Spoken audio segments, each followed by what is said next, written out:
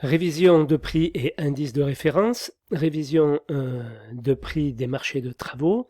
En marché public, il y a deux catégories de prix publics dans les travaux de bâtiment. Il y a deux catégories de marché public dans les travaux de bâtiment. Le marché à prix ferme, il doit comporter une clause d'actualisation, une seule fois pour le marché.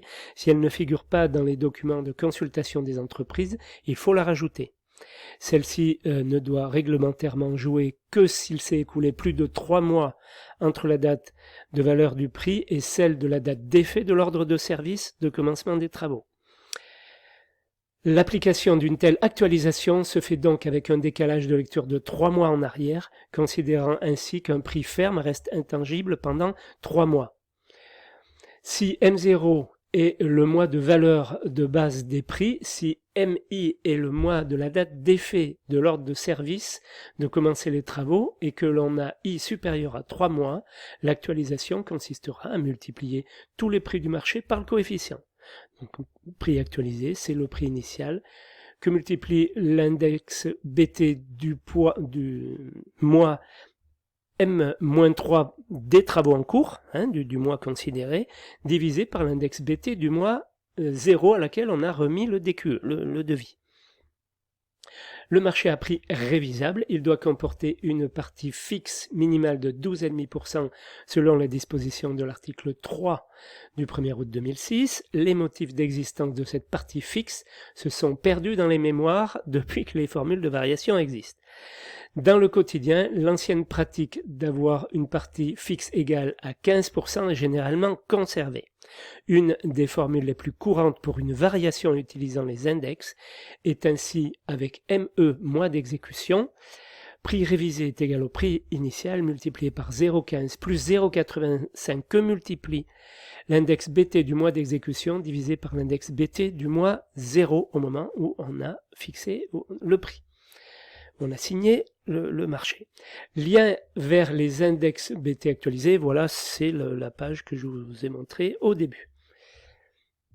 Pour les marchés privés, les parties prenantes au contrat peuvent établir librement leur formule de révision, avec ou sans partie fixe, avec ou sans décalage de lecture. Révision des contrats de construction pour les maisons individuelles. Là, c'est le code de la construction et de l'habitation qui va jouer. Les contrats de construction de maisons individuelles et de vente d'immeubles à construire quand ils sont révisés doivent l'être avec l'index BT01. Toutefois, les dispositions du décret de 2014 déterminent deux systèmes possibles.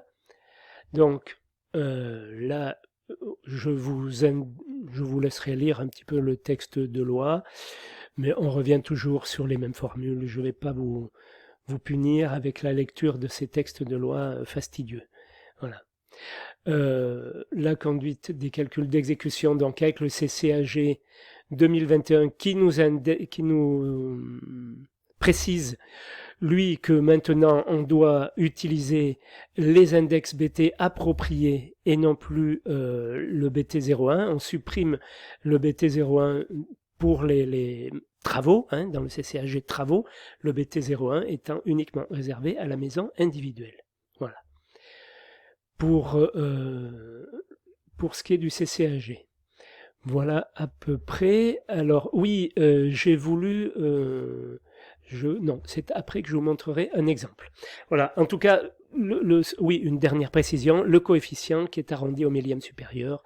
Si l'index, lorsqu'on a fait on a calculé le coefficient entre l'index BT du mois d'exécution et l'index BT du mois 0, si ça nous donne 1,0495, on fait 1,05. Si ça nous donne 1,04901, on fait aussi 1,05. On arrondit au millième supérieur. Le 9 nous fait basculer vers le 1,05. 49 à 50 systématiquement. Voilà.